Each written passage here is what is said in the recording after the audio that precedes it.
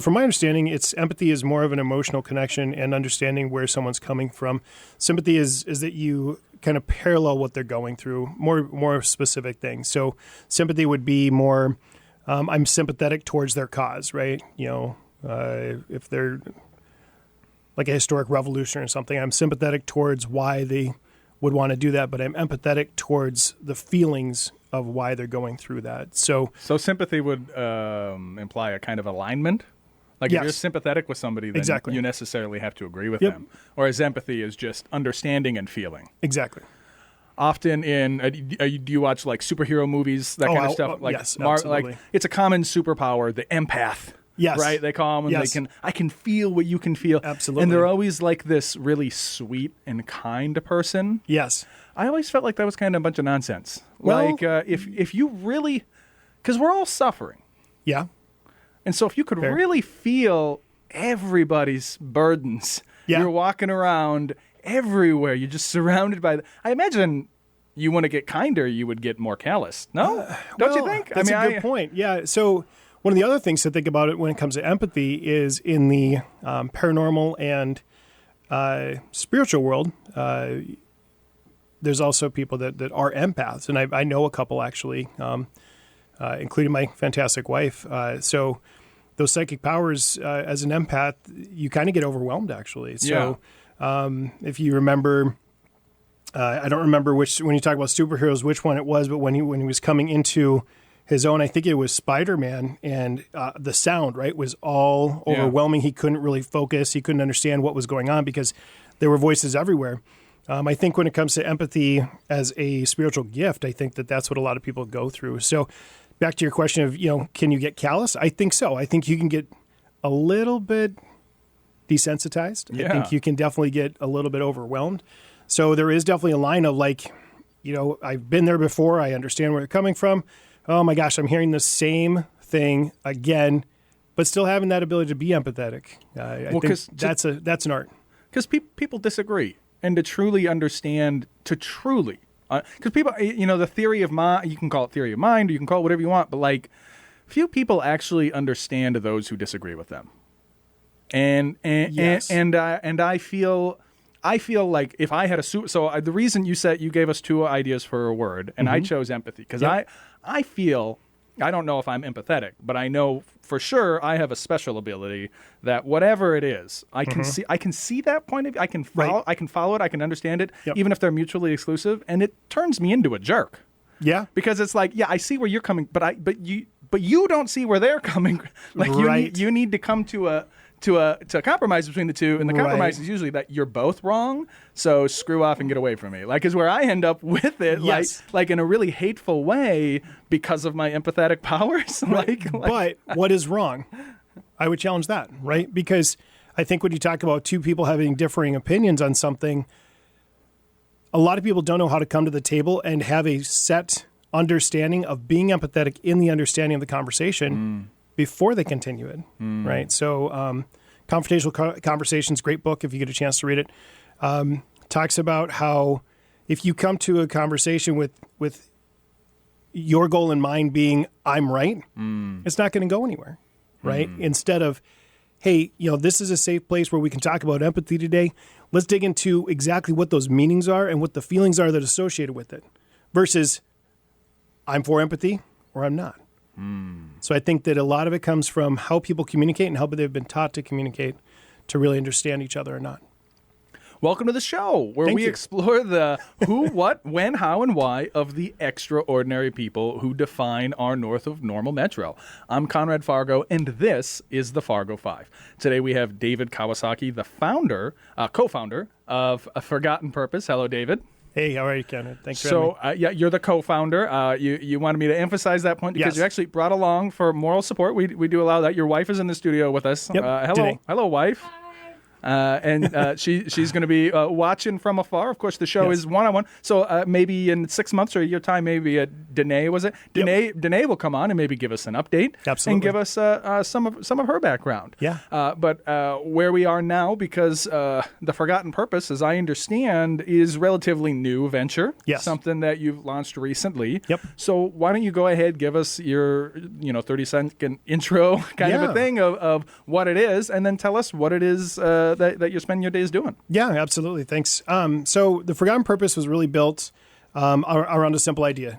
When families are in conflict, when veterans are struggling, or families that have neurodivergent kids are struggling, or parents are overwhelmed, they really don't know where to turn, a lot of people lose sight of what's really important. And it's really the purpose of protecting kids. So, rebuilding stability, helping people move forward with dignity in their life. Yeah, there's a lot of times that, unfortunately, they get overwhelmed by the noise around that, and they forget how their words and their actions are going to impact their kids, whether it's the beginning stages of a challenging relationship, on its way out, or maybe there's restitution and healing in that as well, or post-divorce when co-parenting conflict can really, really rise and be a challenge. So it sounds like mediation. Would that be a fair? Like if I just want to boil it down, I like to oversimplify. That's what I would say it's not as simple as that, because there's multitudes of different things we're doing. Okay. We do mediation as part of our services. What I mean by that is we mediate, either in person or virtually, and the goal behind that is, how is this going to affect your kids?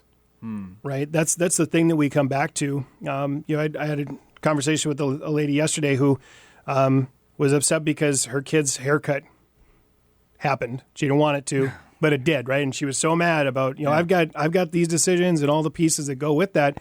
And I told her, the reality is his hair is going to grow back. And if you start this out when he's 4 years old, he's going to grow up in an environment where everything is going to be petty, and he's going to remember that. So you're giving up 10 years of control now to potentially not be in his life later, because kids are going to remember that, and they're going to be affected by it even as young as barely hearing. So this lady that you're working with, she's one of your first clients? Would you say clients or patients or what do we say? Clients, because patient requires a license. But yes. Okay. And so why don't you walk me through, take it real slow. How is it that you came to meet this, this person or, how, your typical client? Yeah. How is it you come to meet them? And then how does the whole process go? So like you're just sitting down for sessions? Yeah. Or, tell me, describe all that. Yeah, it's kind of become a, how do I do this process and what works?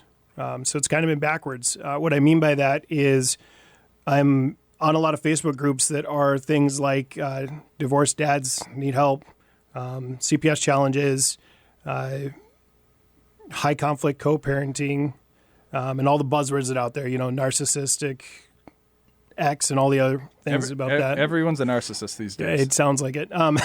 Anyway, so the fun thing is I'll see a comment, and sometimes I'll respond with, maybe this is the different perspective. But my easiest thing is DM me. I may be able to help. And then I have people that reach out, and then I say, what is your goal? What do you need help with? Does that works? It does, surprisingly. I mean, I'm at probably 100 different reach outs directly to me in the last back to 2 months. Yeah, absolutely. From that. And what I like to talk turkey here, how many people do you think you're saying DM me and then you're getting responses back? Do you have any concept of good question. I would say probably 300. So I'm getting 1 in 3 response. Wow. But a lot of it is because people post anonymously. So in order to kind of gain that trust, I have to say, okay, you probably post anonymously like most of my folks I talked to did. Yeah. So what do you need help with? And they kind of expand. It's really funny, though, because they're like, well, I was this person that talked about this. I'm like, well, in all honesty, I get 10 to 20 messages a day, so I don't remember you exactly. Yeah. Well, and it's interesting because I'm a realtor at Berkshire Hathaway Home Services Premier Properties. Whenever I say I'm a realtor, I gotta do the legal disclosure. Yep. On the Facebook thing, when I first started out, because you see on Facebook, I need a realtor, or I need this, and I would always be like, I can help, and send it. Not once. Yeah. Never once did it ever. But it's kind of a different animal in that there's Yes. a million different realtors, but you don't really have competition, or the competition you have have JDs, and so are maybe Yes. beyond. Absolutely. Or, like Yep. what do you think Right. is driving that difference there? Well, I think a lot of it, when you talk about empathy, a lot of it is people are to the point where, they've spent X amount of dollars and they've gotten nowhere. And that really resonates with me because I've been there. Spending dollars on what? On JDs, on lawyers. Yeah. And so for a lot of people, it's either, hey, my lawyer didn't do this thing, or they didn't understand this, or I've spent so much and nothing's happened. So my approach is really, hey, I've been doing this myself for 3 years, been doing the whole thing for 7. I've learned more than I want to know, but You mean I might like in be the able to help. process of your own divorce? Yes. Yep. Yeah. Okay. And so, kind of the proposition here is, and I can relate with that. I had a real estate issue of my own personal deal. I called a lawyer. Yeah. I was very disappointed. You know what I mean? Like, I didn't feel like they even really understood what I was saying. I felt like my technical knowledge was above theirs, Yep. and they just told me things I already knew, which Yes. is like, you're supposed to be the expert. Yep. And then they billed me like $300 for the privilege. Right. And it was like, Right. well, thanks for yeah. nothing.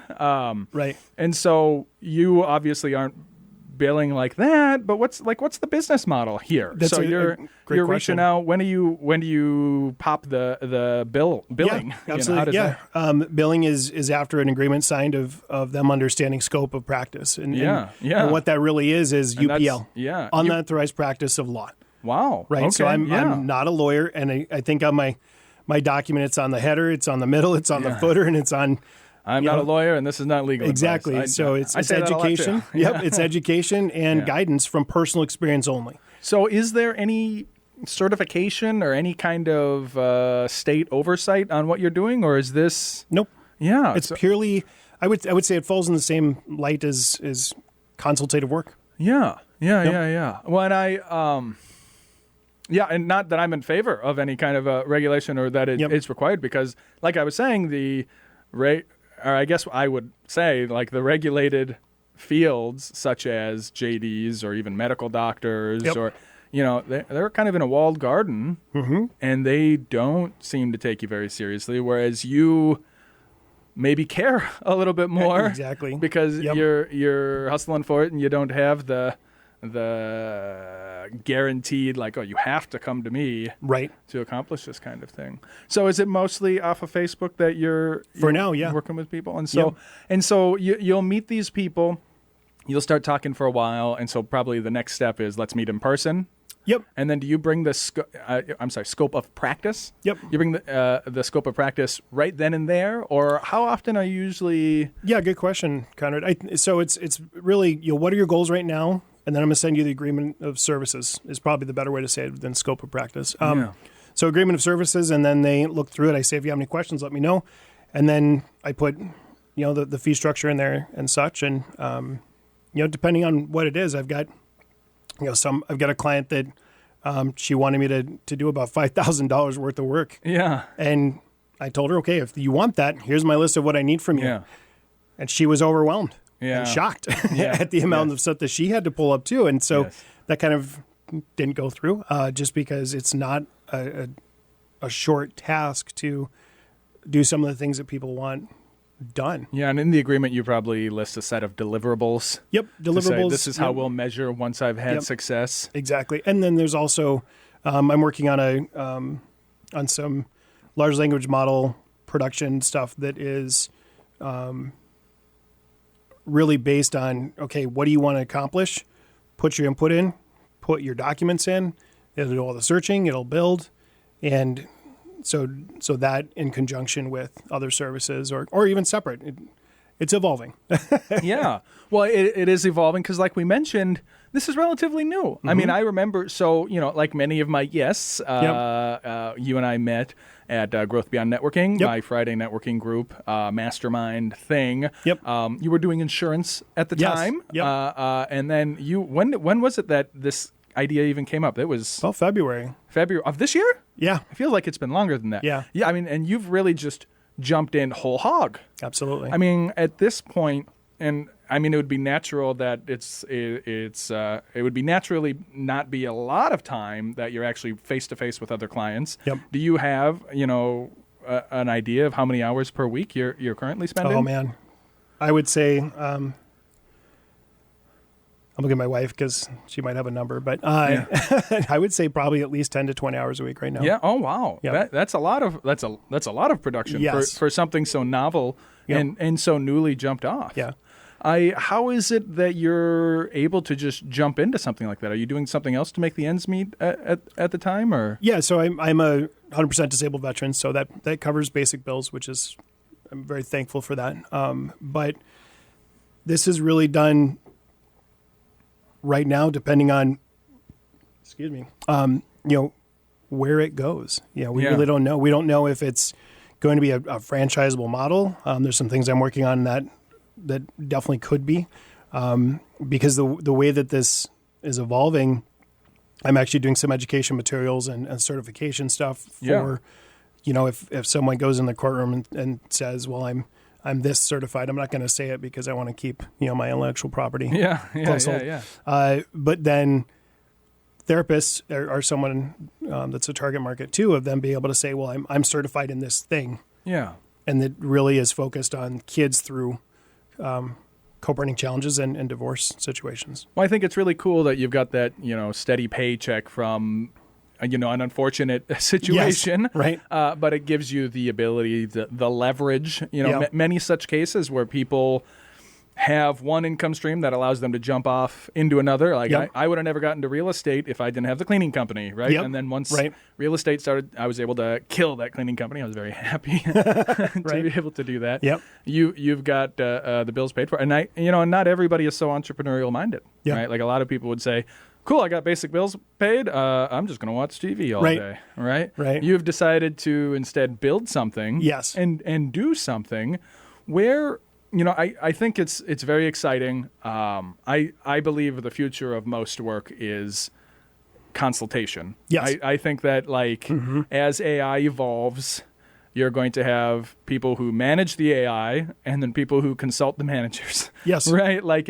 And most things will be either I need to find a consultant to help me ask the questions. Mm-hmm. Right now, our economy has a whole bunch of people who have the answers, and they're all going to be wiped out by AI. Yep. But we still need to ask the questions. Yes. And the consultant is the one who knows the questions to ask. And you're positioning yourself in the frontier of this economic change. I think that's really exciting. I like a lot of what you're doing. Thank you. I think it's very neat.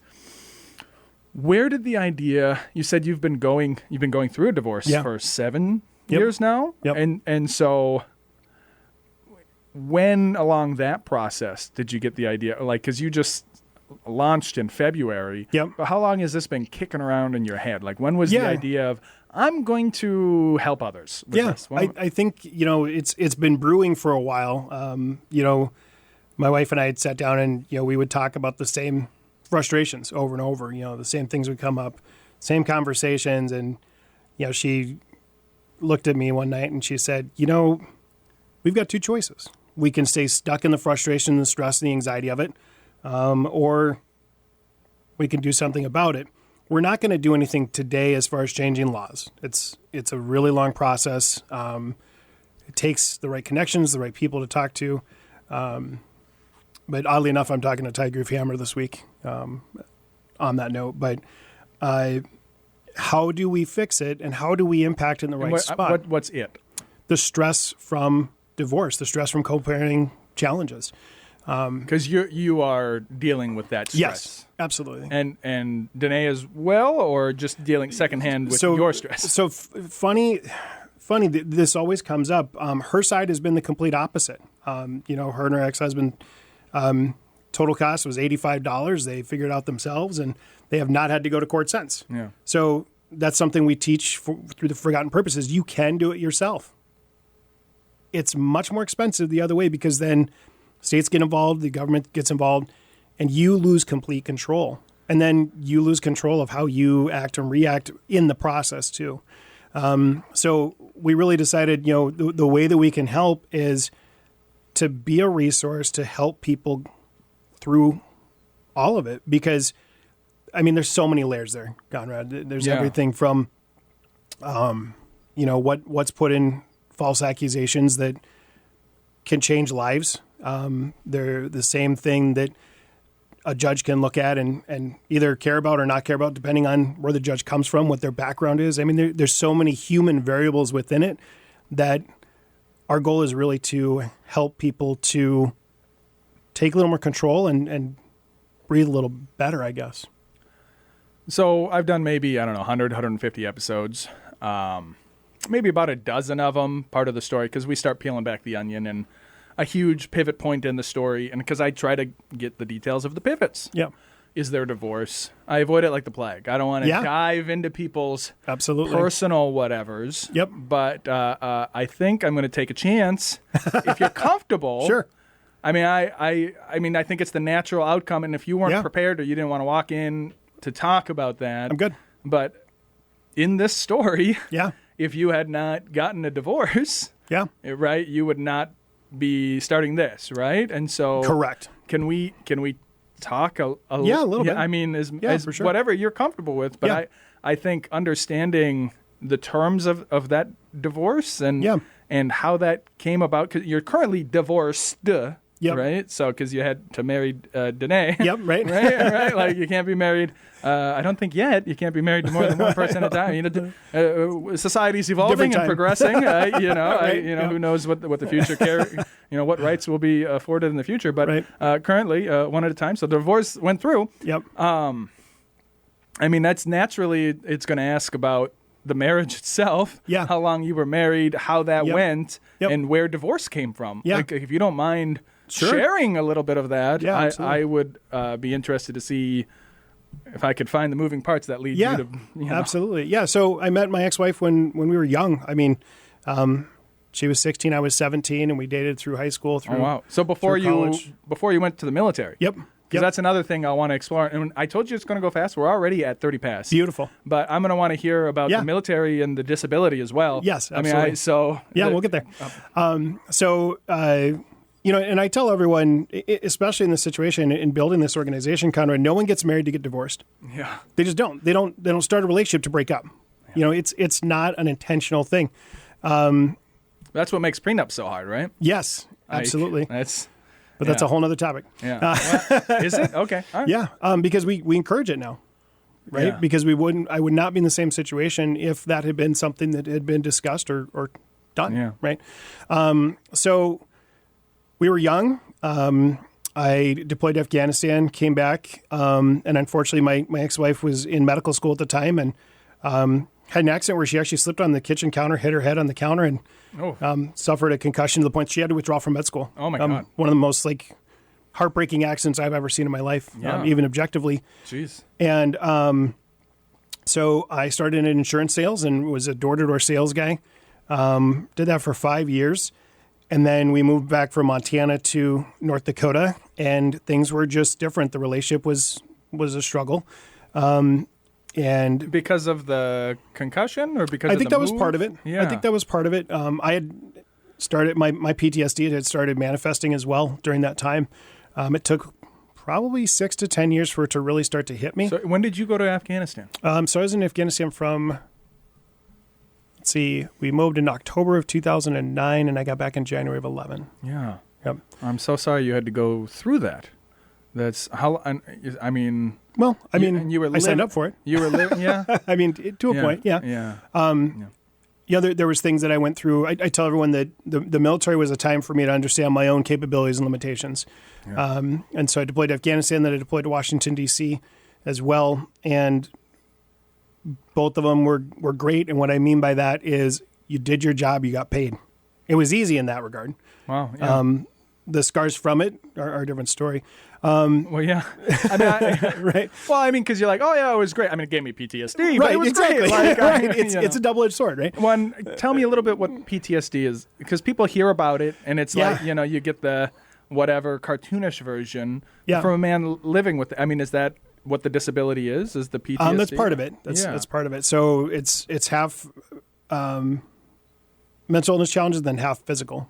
Yeah. So PTSD is a challenge. When I got back, it took me well, 9 months to remember that weekends existed, that people don't work on weekends. Yeah. Just as a perspective. And then my PTSD was acting up. I was a door-to-door sales guy, like I mentioned earlier, and I was in Montana, and I was between homes. And Montana's a huge state, and the homes I was going to and driving to were probably, I would say 15 to 20 minutes apart. So I had 10 minutes to 30 minutes, depending on the terrain, between stuff.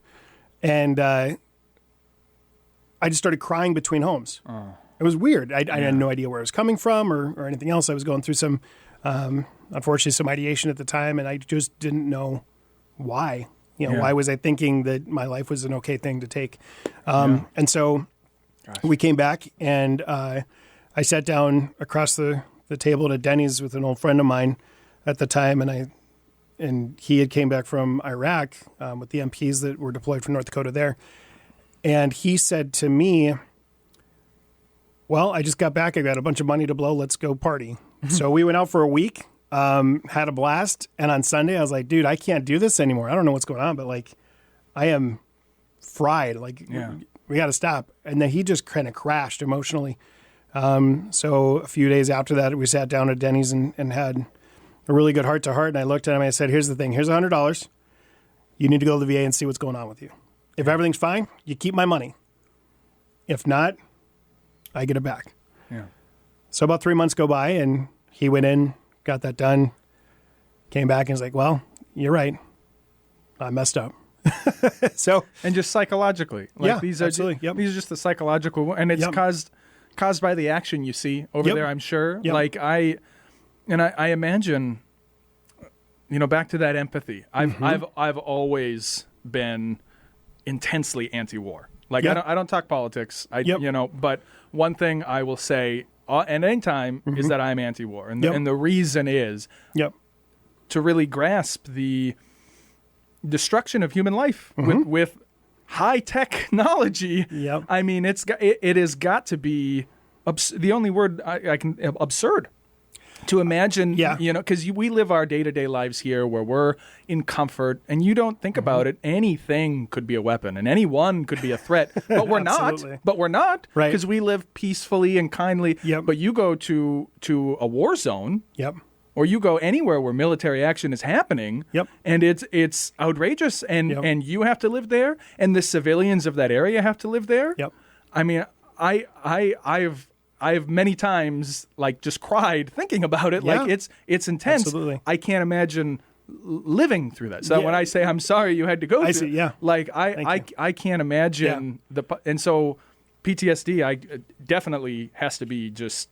Oh, it's hard. It's hard. I think the biggest thing is I was really fortunate when my wife and I started dating that she picked up a couple books and really started to understand my PTSD extremely well. Your ex-wife? Or your current wife. Yep. And so maybe that was part of the issues with your ex-wife. I believe so. And the challenge was that she came from a heavy military family. I mean, what I mean by that is her dad retired from the Guard. Her uncle was actually deputy commander of the state National Guard. They retired recently. I mean, her late grandfather was a glider pilot in World War II in Korea. I mean, so there was a really strong connection there. And anytime I brought up mental health for me, unfortunately, it was kind of dismissed. And so that became really hard. I can't imagine. Yeah. Because they for some reason feel that their lack of feeling, their lack of empathy for the situation they went through makes them stronger because they're colder and detached from it. But if you take even a second to try to reach your mind around it, and that ex-wife of yours would not support you in that. Well, and it was a little bit deeper than that, Conrad. It was, I had finished up 14 months of therapy, and she just didn't even ask how it went, and so that was kind of a trigger for me of like, okay, I can't stay in this, and I can't live in happiness knowing that that's not a priority, and that the sanctity of our relationship is a priority. Unfortunately, there was some other things that are her story to tell that goes with that. But when I met Danae and she started to really understand it, me sitting in the corner at a restaurant made sense to her. Yeah. That I want my back to the wall. I want to look out. I want to see an exit plan. I want to know that, if something does happen, do I have a steak knife I can throw if I need to? I mean, just tiny little things that don't, again, like you said, you don't really understand the they level would become of it. natural. Why wouldn't they? If you're thinking it through. Yep. And it's not like a switch you can just flip on and Exactly. off. Because you got put into that situation and now your mind lives with that. And you can say, that threat is gone. You're safe now. But it doesn't change. It doesn't change the learned wiring. Behavior. Yeah, the wiring. Yep, exactly. I'm so sorry. Yeah, and so, I mean that is the hinge point. Your empathy was absolutely a liability, as it would be for anybody in that position. I mean, do you feel like soldiers who see action and come back? Like, I don't know. Maybe you don't want to put it that way, but is it just a matter of they lack empathy? Like, how did they get through? How did they not get blown apart? How did your ex-wife's family all stoically go through it? Because I can't understand it either. Right. I think a lot of it comes back to there's a joke of I don't trust civilians. I trust military. I trust prior service more. And part of that is I explained it to one of my siblings once. So I got back from Afghanistan. I hugged him and I said, "Good to see you, brother. And I love you." And then I said it to Dustin, the guy that I talked to sitting down at Denny's. And my brother pulled me aside and he said, "David, why does that feel different? Like exact same words, but your body language and your tone was different. What's the difference there?" And I said, "Well, honestly, if we're walking in the middle of the street and I get shot, you're going to scream like a girl and not know what to do." I mean, that's just the reality of it. Yeah. Whereas Dustin, he's going to make sure that I'm healthy and safe, and then he's going to go kill the person that shot me. I mean, it's a totally different feeling that it's a deeper root than family that goes along with it. And so Danae's brother and sister-in-law were both Air Force military police up in Minot for years. And it's funny because we just get along and we start talking military. And what I mean by that is it's a totally different lingo. And we're talking about, background stories and reminiscing, and there's times when we're like, "Oh shoot, Danae's still here. Sorry about that." But she's gotten used to that, and she understands how to handle it when it does happen, and she's very gracious about it. So very appreciated. Well, you have a whole other basis for reality, and it Absolutely. goes. Gosh, there's almost a through line, and I'm having a trouble bringing it all together. But during the opening, when we talked about empathy and which one's wrong, and you said something to the effect of, "Well, it depends what you mean by wrong." Yes. Like words have a meaning. Words have a meaning that's powerful. And have you ever heard of? I actually mentioned him in our group before. Wittgenstein. He's one of my favorite philosophers. Yes.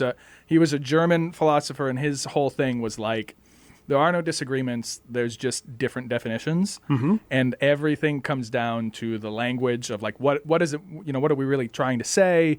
And there's certain things that logically don't make any sense. People turn them into mysticism, but it's just a bunch of nonsense. Like if you ask how much does the sky weigh, it's just a nonsense. It's not a deep question. It's nonsense because the words. He says that of which you cannot speak, you cannot say, or something like that. Yep. But he also has this very great line, and I think about it a lot, where he says, "If a lion could speak, we would not understand him." And what that quote, that famous Wittgenstein quote, demonstrates, or what he's saying, is the experiential knowledge in the life, the motivations, the day-to-day of I was born to live on the savannah and hunt and kill and have my pride and da-da-da. Like that whole lion mentality, even if they had a language and could talk to us, we don't have the conceptual grounds on which to. Right. And so many things. And I feel like obviously your military background has turned you into a lion of sorts. That's a good way to put it. I haven't thought about it that perspective. I appreciate it. And it's a lack of experiential overlap. Yep. This obviously is what leads to the divorce. Like, what is the divorce itself? And we've got maybe 10 minutes left. Okay. What is the divorce itself like? Like, when did that happen? Like, when did you say, all right, we got to get a divorce? Like, how does that happen? How does it was I think it was sitting down and going through where I want to be in life and looking at my pros and cons of where I was, right? And looking at, okay, the thing that comes up a lot is a lot of people say, well, I'm going to stay for the kids, right? That's a very common thing. But I've learned through my life that staying for the kids meant staying and showing my kids that it was okay to be in a toxic relationship. And that's not right. Yeah. That like expecting my kids and my bonus daughters now, Janae's kids, I don't expect them to be in a toxic relationship. In fact, we talk about the opposite. Like, hey, if you're not in a relationship with someone who's willing to meet you in the middle on something, that's a red flag. It just is, so if I would have known now what I should have known then, it would have been a little different. But it really came down to, you know what? I don't want to be on this track that we're on. So you started this process. You started the process. So your wife was not the one who initiated or was Correct. Talking about it. Yep. Like, was there fights or just you were miserable? I had asked her 3 times. For a divorce? For a divorce. Yep. Yeah. Prior years before. And how did that go? Well, it'll be fine. We'll get through it. Okay, well, it's not, because these are the things that I'm looking at. Yeah. Well, I'll fix that. And there was like a week of effort, and then it went back to the way it was. Happened again the next year. And finally, at the end of this one, after my therapy, I said, the reality is that I will not stay in this to just stay. Yeah. Because I'm miserable. Yeah. And everything that I've asked for us to change and do wouldn't happen. And I think the other telling thing is when asked to do some things that would help, it became a lesser priority for her. And then after the fact that I said I want a divorce, then, hey, let's go to counseling now. Well, it's too late. I'm set on my mind. I'm sorry, but if it takes such a long time and... So she didn't want to get a divorce. No. She wow. And so that's got to be extra hard. Right? Absolutely. Like, because the person is saying, no, I don't want you to divorce me. Please stay.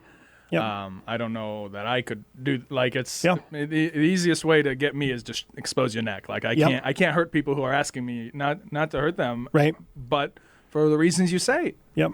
It had to be. And so that dragged out over years. Yeah. So the actual divorce portion of it was about a year. And there was some really hard things that happened during that, that again are pretty private, but, it was hell. Just the first year was hell. And I learned the hard way that unfortunately, lawyer mediation and lawyers in general, there's some good ones out there. That's my disclaimer to this, but a lot of them, it's, hey, how can I keep business coming in by not closing the loop on certain things? Yeah. A mediation as an example, the state offers 6 hours of prepaid mediation. Oh. And that's a great tool, but it's rarely actually used as far as it coming to a conclusion. Because people aren't prepared to have objective conversations. They're still emotional. They're still frustrated. And then they make more money if it keeps going into the system, right? So they really don't necessarily have the motivation for kids to be the center of that priority. It's, well, mom and dad have money, so, hey, she's mad that he kept grandma's china. Yeah. And that's what they hold on to. Yeah. And that's the last thing that they're happy it's to a year and a half. billables and absolutely. And where else are you going to go? Absolutely. And so that divorce was ongoing when you met Danae? Because I'm sorry, but I think that's got to be the next. Yeah. Like when did you meet Danae? Because you guys sat down and said, this is awful. Yep. When you said this, was it because there was an ongoing divorce, or how did that get into the mix? Because the beginning of Forgotten Purpose was you two, because you had said the beginning was, this is awful, this meaning the divorce. Yes. Like, what was it? It was really the custody battle that started that. Yeah. So you were already divorced. Yep. And you were dealing with the custody battle. Yes. Okay. Yep. And so that was an interesting thing. And I learned really quickly that there's a very common prejudice that happens whether it's intentional or not. Yeah. As a male in divorce, if I walk in the courtroom, it's assumed that I'm a bad parent. Yep. It's assumed that I'm aggressive. It's assumed that anything that she says negative against me is the truth. And I think that's a recent development societally. I think in the past, whenever there was divorces, it was automatically granted to the father. Actually. Not necessarily. It depends on the state. Yeah. Okay. But it's a worldwide problem. Yeah. And I think that The challenge I've had consistently to Conrad is, well, he's got PTSD, so he's a bad father. Yeah. There's no consideration in that same breath. And what I mean by that is during the court or during the writings back and forth, the motions and such, there's no consideration for he's been in treatment, goes to a monthly peer support group and is on meds for it and has never had any legal action of any type. There's never been any CPS reports, no police reports, nothing. When just from a moving parts standpoint, Yeah. like to me, it's almost, I mean, you got to laugh so you don't cry kind of a situation where it's like, he has PTSD, therefore, he's not fit.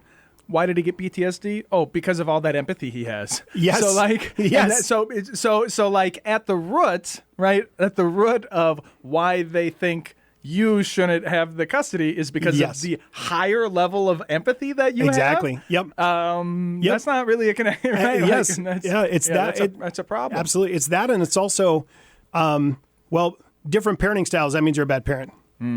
That's been a big issue too. Yeah. And so how does the state adjudicate parenting styles? Like that sounds like nonsense to me. It is. It is. The best way we've heard it is family law is the Wild West of the legal process. I'll bet. And it just is. I think the other part too is the silver bullet, right? Domestic violence, sexual assault, and like harassing and stalking behaviors, right? Those three seem to be the three that come up the most.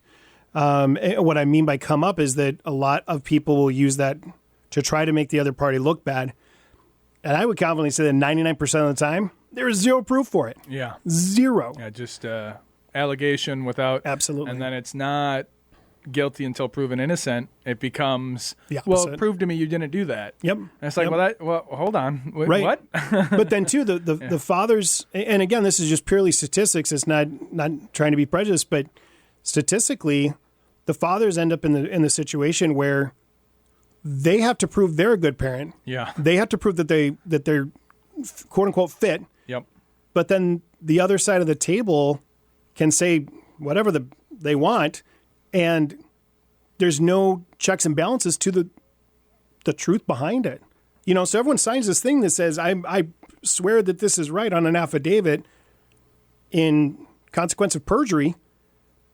No one seems to care though. And I think that's the biggest frustration is I've been through 7 years of pure slander and defamation of me. If you were to go pull the file. As a father. As a human being. As a father. Absolutely. Yep. How old are your kids? How many do you have? So I had 3 with my ex-wife and then 2 bonus daughters. So we've got 5, anywhere from 14 to 6. And so the challenge has been, I'm a great father. I love my kids. Yeah. But and you've got faceless, nameless bureaucrats putting themselves in between Absolutely. and trying to take your children away from Absolutely. you. I mean, I don't know what I would. I wouldn't be sitting here if anybody ever got between me and my children. I don't know what Absolutely. I could do because Yep. and to stack that on top of the horrors of PTSD. I mean, I don't know how you. I don't know how you're sitting here right now. The way is with my wife. She has been an incredible saving grace through all of this. And I think back to stuff getting in the way, Conrad. I think the other challenge is that we've learned that unfortunately North Dakota is the biggest small town in the nation. So if you know someone who knows someone, the chances of you getting fair treatment is negligible. Yeah. And it sucks. Yeah. It really does.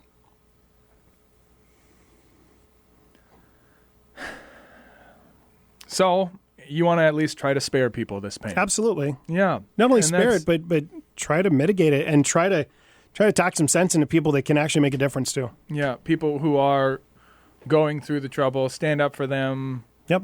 Put them in the right place. I mean, what's the future? Just keep growing this. You say you're going to be expanding? Are you looking for help? What are you looking for? We will eventually. Who can help and how? Yeah, I think the few things we're looking for is number one, is we need some partners when it comes to technology and probably investors down the road. And that's really the big two right now. Because the next step is to run peer support groups,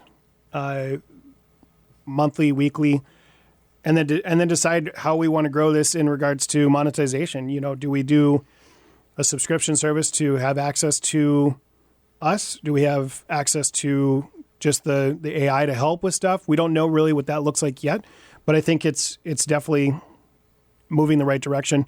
I think for help, we're always looking for people to tell us their story, because the more information that I get, the better I can help others too. Yeah.